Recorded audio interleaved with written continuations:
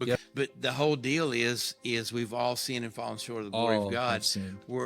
We all have traumatic Absolutely. events in our lives. We Yeah. all and it's great sin that I'm not saying it's great sin. No, I'm God redeemed. That's the thing. That's the point of the Exactly. testimony is Yeah. But seeing the other side of how things are dealt with and coped with outside of drugs and alcohol and all of that craziness. And the sad part is, if I had talked to anybody, if I had told my parents, I know they would have taken it seriously.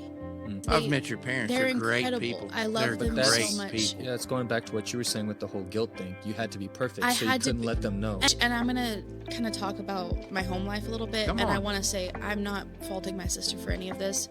She was going through a lot. Yeah. And she kind of, where I went into I have to be perfect, she went into wild child. Okay. Like her and Coy, they can relate on so many things that Yeah. they did. And I'll hear them talk and I'm like, what do you mean? That was high school. But I also got to a point where like my parents were so stressed out, I didn't want to burden them with my stuff. Yep. Because they were worried about my There you sister and So all of here that. you are, encapsulated, dealing with everything on your own because you didn't want to be an extra burden to your parents.